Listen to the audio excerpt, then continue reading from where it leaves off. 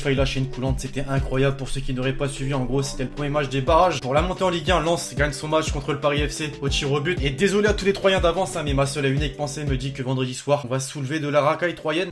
J'espère que vous allez bien l'équipe aujourd'hui, je suis très heureux de vous retrouver. Bon, déjà très heureux, pourquoi? Puisque Lens a passé son premier tour des barrages pour la montée en Ligue 1. On est encore très loin de cette montée en Ligue 1. On va quand même toujours y croire, puisque personnellement j'en ai un petit peu marre, tu vois, de ce championnat sponsorisé par Domino's Pizza, putain. C'est pas le sujet aujourd'hui la team, je suis très heureux également de vous retrouver puisqu'on se retrouve pour le quatrième épisode finalement sur les maillots des grands clubs européens la saison prochaine. Et aujourd'hui, la particularité c'est qu'on est sur des maillots exclusivement officiels. Ça y est, on arrive dans une période où les clubs commencent à annoncer leurs maillots. Et comme chaque année, vous me connaissez, je suis friand de ce genre de vidéos, j'aime bien vous partager tout ça. Et vous aussi, visiblement. Alors on va faire vite, je vous rappelle que la vidéo du jour est sponsorisée par OneFootball. N'oubliez pas que c'est la première application mondiale sur le football, dispo sur iOS, Android, tout ça gratuitement dans la description. Et la petite pause, comme d'habitude, je tenais quand même à vous remercier la team sur tous les épisodes de cette série qui sont tout simplement appréciés en masse. Ça me fait vraiment extrêmement plaisir. Alors est-ce qu'on peut continuer comme ça? Oui, non. Pensez à tous lâcher le petit pouce bleu sur la vidéo. Les amis, encore une fois, j'ai envie de vous dire, tentons d'atteindre la barre des 5000 likes avant minuit ce soir. On est en train de le faire de plus en plus et ça aide tout simplement la chaîne YouTube. Alors merci encore à tous ceux qui vont contribuer.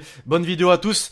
Après une saison plutôt compliquée, une élimination précoce en Ligue des Champions, une finale de Coupe de France perdue face à Rennes, une fin de championnat hasardeuse, tu l'as compris, on commence en France comme d'habitude avec le Paris Saint-Germain la team. Pourquoi? Déjà puisqu'il faut vite faire oublier cette saison avec du renouveau, en commençant notamment par le design du maillot. C'est une certitude, il va changer puisqu'après de longues années, et je me répète pour la 76e fois, le sponsor maillot Fly Emirates ne sera plus en collaboration avec le club parisien la saison prochaine et c'est donc le groupe Accor par le biais de sa filiale Hall qui prendra le relais. Mais surtout et tout simplement puisqu'on peut se faire une vague idée sur ce à quoi va ressembler le maillot du PSG la saison prochaine. Je m'explique, tout récemment un fan du PSG a partagé des maillots concept du club parisien pour la saison prochaine. Jusque là tu vas me dire ok, comme à peu près 472 designers sur la terre, c'est vrai, mais en fait faut savoir que DJ Snake, qui est tout simplement supporter du club de la capitale, je vous apprends rien, a répondu à ce tweet justement. J'aurais aimé vous l'afficher, mais il a été supprimé dans la foulée. Dans celui-ci justement, il disait que le maillot du club de la capitale avait un design proche de ce qu'on peut voir à l'image actuellement. Et quand il dit ça, c'est pas pour rien, non, parce qu'il a déjà collaboré avec les dirigeants du club parisien pour notamment faire des gros coups de com'. Vous vous souvenez peut-être du maillot jaune de la saison dernière, et bien c'était lui qui avait commencé à le teaser sur son Insta. Alors les Parisiens, si vous vous retrouvez avec un truc comme ça la saison prochaine, vous validez ou pas du tout? Moi de mon côté, et pour être très franc, je le trouve vraiment fabuleux puisque ça reprend un petit peu l'ADN du club et ça me rappelle une époque d'un certain Pedro Miguel Paoletta. On est donc clairement sur un maillot domicile plutôt rétro. Pour ce qui est de l'extérieur, visiblement ce maillot que je vous avais déjà montré dans le tout dernier épisode, une tunique blanche et deux bandes uniques qui portent du haut de l'épaule, qui passent par le logo du club et qui finissent jusqu'à l'extrémité du bas du maillot. Malgré tout, on n'en a pas fini la team puisque je voulais quand même vous partager le travail de quelques designers qu'on n'a pas eu l'occasion de voir dans les précédents épisodes.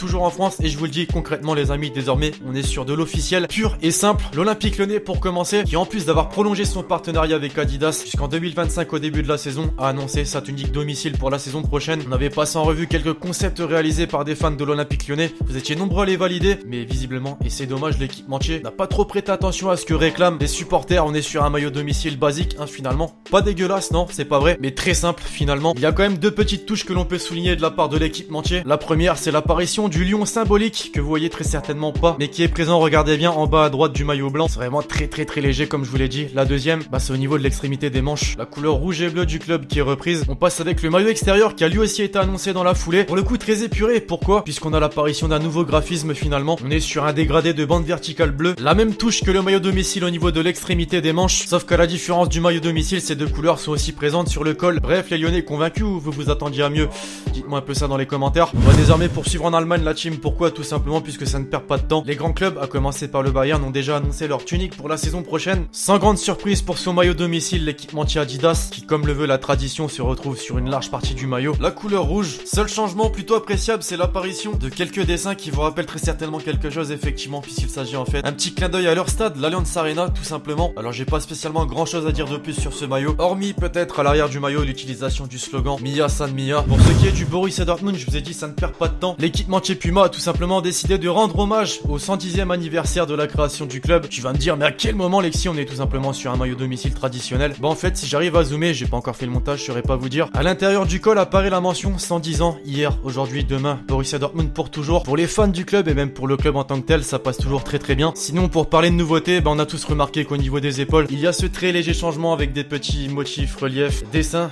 Appelez ça encore une fois comme vous voulez, de couleur noire. Pour en terminer avec les clubs de Bundesliga dans cette vidéo, la team, on retrouve le Borussia Mönchengladbach. T'as osé mettre grand club dans le titre et tu mets ce club. Je peux totalement vous donner raison pour le coup, mais j'ai tout simplement voulu vous partager cette prise de risque de l'équipementier Puma sur cette tunique domicile du club allemand pour la saison prochaine. Personnellement, je le trouve magnifique, alors vous allez me dire que représente ce maillot. Vous savez que dans le football moderne, en particulier en France, les fumigènes utilisés par les supporters foutent la pagaille entre amendes, interdiction de stade, bref. Pour répondre entre guillemets à ça, Puma a imaginé un maillot sur une base blanche avec des traces de fumée noire et verte. Imaginez simplement si un club français a le culot de nous sortir un maillot pareil. RIP la LFP. Non, franchement, c'est excellent et comme je vous dis très souvent, j'ai aimé la prise de risque. Bah là, pour le coup, c'est total vrai. Outre-Manche désarmé, pas beaucoup d'officialisation ces derniers temps. On a eu celui de Liverpool dans le tout dernier épisode. On a aujourd'hui celui de Manchester United et ça confirme bel et bien ce qui avait fuité et ce qu'on avait pu voir précédemment, c'est-à-dire un maillot domicile de couleur rouge avec ce seul et unique changement au niveau du logo qui est tout simplement représenté sur une sorte de badge finalement de couleur noire et or. Et je me suis renseigné un petit peu la team, pourquoi ce changement? Bah en fait, Adidas a tout simplement décidé de rendre hommage à la tunique historique du club en 1999. Manchester United avait remporté la Ligue des Champions avec notamment 2 buts dans les toutes dernières minutes du match de Teddy Sheringham, mais surtout, il faut le mentionner, de Ole Gunnar Solskjaer, l'actuel entraîneur des Red Devils. En parlant de ces 2 buts, sur la manche gauche, il a écrit 90+1 et sur la manche droite, 90+3, faisant référence justement à ces 2 buts inscrits. Et puisque l'on est sur des références sur le bas du maillot, on en a une autre puisqu'on retrouve une mention treble ou triple winners qui fait référence en fait au triplé Premier League, FA Cup, Ligue des Champions remporté cette année-là. Voilà, de base, tu regardes le design, tu te dis, ouah, mais qu'est-ce que c'est que ce truc là? Au final, tu te rends compte qu'il s'agit d'un bel hommage. Alors jusque là, la team, vous pouvez dire dans les commentaires, hormis le maillot du Borussia Mönchengladbach, on n'est pas sur de très grandes nouveautés. En revanche, là, on se dirige en Italie et on touche vraiment sur du renouveau pour la saison prochaine. Pourquoi? On retrouve d'abord la Juventus et ce maillot domicile qui avait fuité finalement depuis un bon moment, sauf que ça n'était pas officiel. Maintenant, ça l'est bel et bien. Et oui, pour les puristes et fervents supporters de la Juventus, depuis de nombreuses années, vous allez sûrement être très perplexe sur ce design. Pourquoi? Puisque c'est fini, ce mythique maillot de la Juventus composé de bandes noires et blanches. On est donc sur une tenue séparée en 2 parties. À gauche le blanc, à droite le noir, au milieu une séparation de couleur rose. Je sais pas vraiment comment me positionner sur ce maillot puisque t'as envie de te dire ça casse un petit peu la tradition du club, mais d'un autre côté t'as envie de te dire il y a une nouveauté et cette volonté finalement de passer à autre chose. On l'a vu déjà avec le changement de logo il y a quelques mois, quelques années. Et quand je vous parlais de nouveauté en Italie, l'équipe c'était pas que pour un club, non. L'Inter a également surpris un petit peu tout le monde en annonçant son maillot domicile pour la saison prochaine. Encore une fois, j'ai envie de vous dire, on est entre le respect de la tradition et l'envie de moderniser une tunique. L'équipementier Nike a tapé dans le renouveau. On retrouve ces fameuses et traditionnelles bandes noires et bleues, mais pas verticales sur l'intégralité du maillot, puisqu'au niveau du sponsor Pirelli, c'est la mise en place de bandes diagonales qui a été choisie, tout simplement puisque ces fameuses bandes diagonales rappellent le maillot extérieur utilisé en 1989. D'ailleurs, la team Nike l'a même annoncé clairement, je cite, nous nous sommes penchés sur les emblématiques rayures diagonales utilisées sur le maillot extérieur en 1989, ainsi que sur l'ancien emblème du club, et cela nous a conduit à ce design très classique avec une cassure de rayures diagonales sur la poitrine. Alors vous validez ou pas du tout? Dites-moi dans les commentaires. Et pour conclure, on va faire vite, je vais essayer de pas trop faire de blabla puisqu'on est sur 2 maillots où les équipementiers se sont dit allez, CTRL-C, CTRL-V, on va quand même pas s'emmerder à faire quelque chose de nouveau. Bah non, on commence en Espagne d'abord avec l'Atlético Madrid. Enfin finalement si, quelque chose de nouveau. Pourquoi? Puisqu'on revient, à contrario de cette saison par exemple, sur les traditionnelles bandes rouges et blanches. Finalement c'est tout le contraire de ce qu'on a pu voir en Italie, me demandez pas pourquoi. Et enfin on termine du côté des Pays-Bas avec l'Ajax. Après une saison fantastique et une demi-finale de Ligue des Champions, le lendemain d'ailleurs de cette élimination, le club annonçait ses tuniques pour la saison prochaine, le domicile pour commencer. C'est bien ce que je vous disais, CTRL-C, CTRL-V. Quant à l'extérieur, petite touche d'originalité pour l'équipementier Adidas qui a décidé de concevoir quelque chose qui rappelle la saison 1995-1996 avec cette fameuse couleur vert foncé et l'utilisation de la couleur orange pour les autres éléments du maillot tels que les sponsors et le logo du club finalement. Et ben vous savez quoi les amis, pour ce dernier maillot j'ai tout simplement envie de le valider. Espérons, à l'image de cette saison, même si ça va être très compliqué, revoir ce maillot aussi longtemps en Ligue des Champions. Non, parce que sincèrement cette saison, et j'ai vraiment encore envie de tirer un coup de chapeau à cette équipe, ça aurait été fabuleux. Enfin bref, voilà la team, qu'en avez-vous pensé de ces premiers maillots officiels annoncés par les équipementiers des grands clubs européens pour la saison prochaine? Dites-moi un peu dans les commentaires lesquels vous avez préféré, faites-moi un petit top 3, tiens ça pourrait être marrant. Je compte sur vous si vous avez kiffé la vidéo pour lâcher le gros pouce bleu.